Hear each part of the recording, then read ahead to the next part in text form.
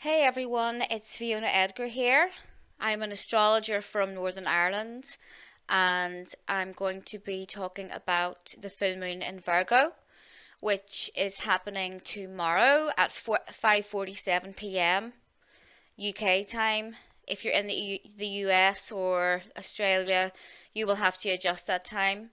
Um, so tomorrow it's a bit of a big full moon because it's a super moon. A full supermoon appears to be much bigger than normal, and I do feel that it does increase the energy. So many people have been feeling more emotional than normal, especially because we have been going through Mercury Retrograde in Pisces, which is a water sign. So we've all been feeling super emotional for the past couple of weeks. That's going to be ramped up a bit more, I would say, from today until the end of tomorrow when the full moon starts to wane again. So we're all going to be feeling much more emotional and sensitive than normal. We're feeling very emotionally sensitive. So acknowledge any emotions that are coming up over the next few days so that you can heal or try and heal the situations that are connected to them. So don't try and block them out, don't try and ignore them. Write them down if that helps you. Draw them, anything that helps you to work through those emotions without blocking them up, so that you can release them in a healthy way. So the full moon in Virgo will also maybe make us feel more critical because moon in Virgo when the moon is transiting through Virgo, we do tend to become more critical, maybe a bit more nitpicking with our partners. Um, so try not to do that. Try to find some harmony in this full moon. But actually, it's not really badly aspected. It's quite a positive full moon. It has many supportive aspects. A full moon is the illumination of two different life areas because it's the sun in Pisces opposite the moon in Virgo. A full moon is always a sun opposing the moon. And we try to find balance within these two different situations. So it can be difficult, and that's why everyone feels so emotional, and things can get a bit wacky. Strange things tend to happen more easily in full moons. So just try to be gentle with yourself and gentle with others. And we are coming to the end of Mercury retrograde very soon. So that's happening tomorrow or the 10th, depending on where you live. So, as the full moon is an ending, it is bringing us to the end of our Mercury retrograde stories. It's this finalization of the things that we've been dealing with throughout the retrograde. Whatever those are going to be personal to each person because the full moon, even though it's always going to be in the same signs for everyone, it's going to fall into a different part of your chart. So you would need to look at your personal chart to find out exactly how this is going to affect you. The energy of this full moon is going to last for about 2 weeks. So that's going to take us out of the shadow period, the Mercury shadow period. So it's wrapping things up. As it's conjunct Neptune, the Sun here in Pisces, as you can see, is making a conjunction to Neptune. A conjunction is when two planets are sitting right beside each other in the same sign at similar degrees in the sky. So when that happens, the energy of these two planets are blended together. So there is going to be still that Neptunian fogginess and mystery that we need to deal with. It may be increased a bit tomorrow, so we may be still feeling a little bit lost and unsure of what to do. It's okay to not do anything at times. It's okay to not make an immediate decision, but just try and relax and wait it out. Things will definitely become more clear when Mercury goes direct. So don't forget we do have that shadow period to deal with. It is officially 2 weeks long, but personally I only ever feel it for a week. Nothing nothing more than that. So you'll be feeling better very soon. I do promise you that. Of course, we still have this coronavirus stuff going on, which is where this Neptune weirdness is coming from. I personally feel that it is going to come to an end in April at some time. I think in April it's going to start waning. This virus, whatever it is going to start going away, or and things will be returning to normal. I do think in April, towards the end of April. That's just what I feel personally, and what I kind of see in the astrology. So try not to worry. You don't need to go out and buy buy like all the toilet roll I've been seeing on Facebook. It's freaking insane. What this obsession is with toilet roll, I have no idea. Like if you, well, I'm not even going to go in there. I'll just leave that conversation for another day. So yes, this full moon, it's going to, because the moon is in Virgo. So the moon in astrology is our emotions, the heart, our soul. And in Virgo here, we are looking for practical solutions to the chaos that we are all living in right now. So Virgo is a very organized, orderly, and practical sign. I think that as Virgo is in here, the best things that we can do for ourselves right now is just to keep calm, keep things organized, look after ourselves, look after our physical health. Virgo is a sign that is very focused on its physical health.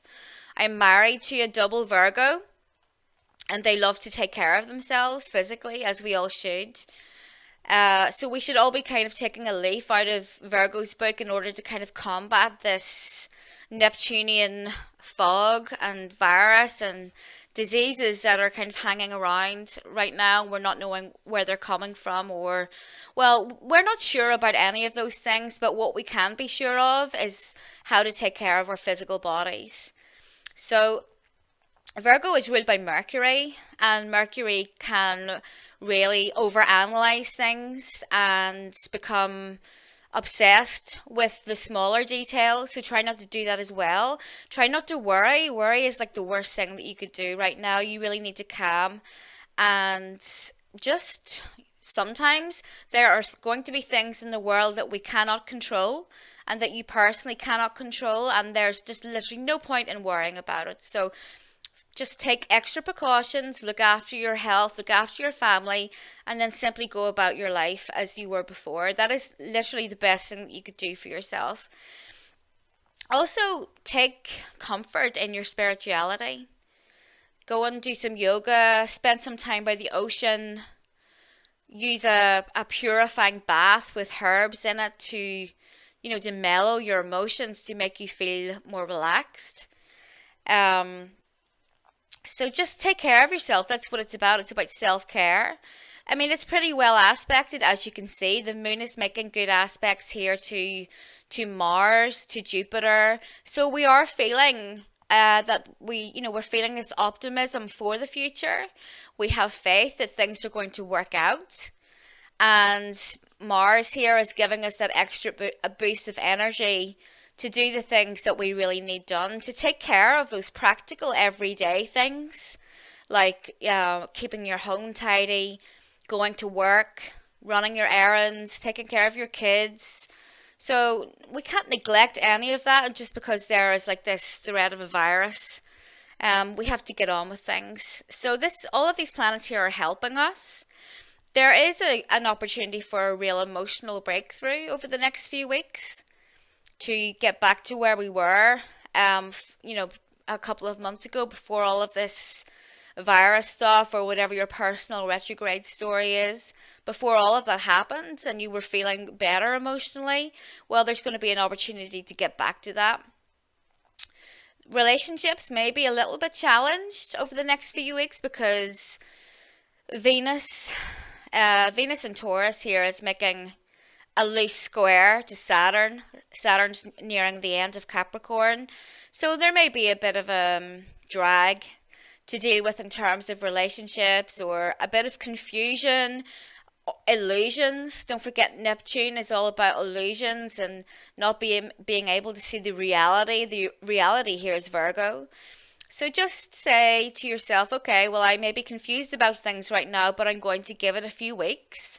I'm going to put all of this extra effort into my relationship to make it as good as it can possibly be. I'm going to be there for my partner. I'm going to support them.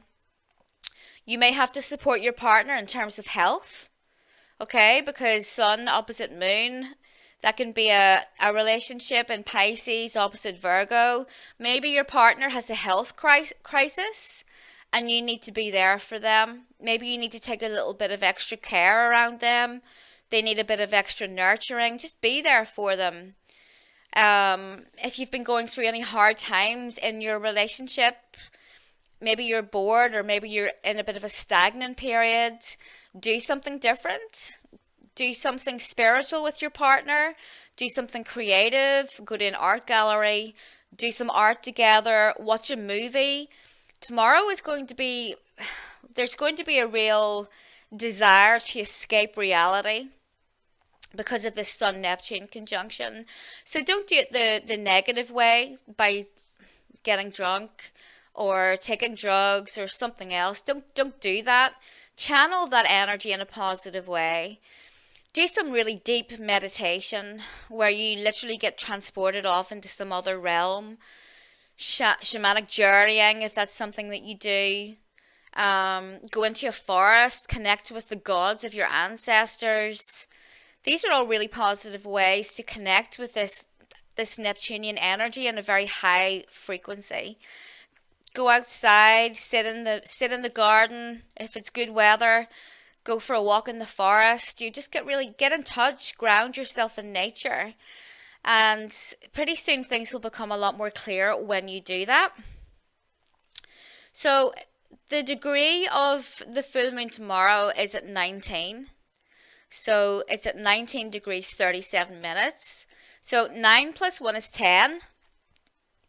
So that's the 10th trump card in the tarot is the Wheel of Fortune. So I felt drawn. This is not something that I would normally do in my astrology readings. I am a tarot reader. I do offer tarot readings as well if you need that, but I just felt drawn to it. So the 10th card, or the 10th trump or major arcana card, is this Wheel of Fortune. Personally, I have always loved this card. I feel like it is one of the best cards in the deck, okay? Why is that? Because it shows us that no matter how bad everything gets, no matter how awful things seem, it always comes back up again. So you have to hang in there and have the faith and hope that things will improve, because they will. This is just the way of the world. Things run in cycles. What goes up will come down, and vice versa. That is life. Life goes up and down. That is the beauty of life. If everything was always calm and stable and the same thing all the time, then we would get bored. It would be a boring life. We came here to grow and to learn. So this also symbolizes an increase in fortune or luck for those of you that have been having any issues with finances recently, or you've just been feeling like everything is going wrong, or you're in a relationship and there's been this situation coming between you over and over again. I'm kind of picking that up on an intuitive level. Then I do feel like that is going to be smoothed over in the next 2 weeks, and things are going to return to normal. So better times are coming. This is good karma. This symbolizes the amount of effort and time that you put into something is what you will get in return. And that especially true for relationships. What you put in is what you get out. So try not to feel disheartened, as definitely better times are coming. This is just such a good card. I love this. I also kind of feel like maybe some of you out there have been getting these ideas like starting your own business, or this skill or hobby that you have that you only do for yourself, or you only do at home or for your friends.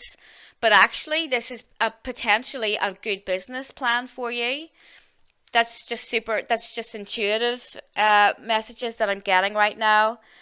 And you shouldn't make a plan right now. Wait until Mercury has gone direct and out of the shadow period. But you should definitely put your ideas onto paper. Make a business plan, make some kind of plan in your head about what you're going to do, because this is going to be the key for your fortune. I feel that so strongly, and I do feel that within 1 year, about 12 or 13 months, that this is going to be really taking off for you in a big way. And really, the only thing that is keeping you back is your confidence.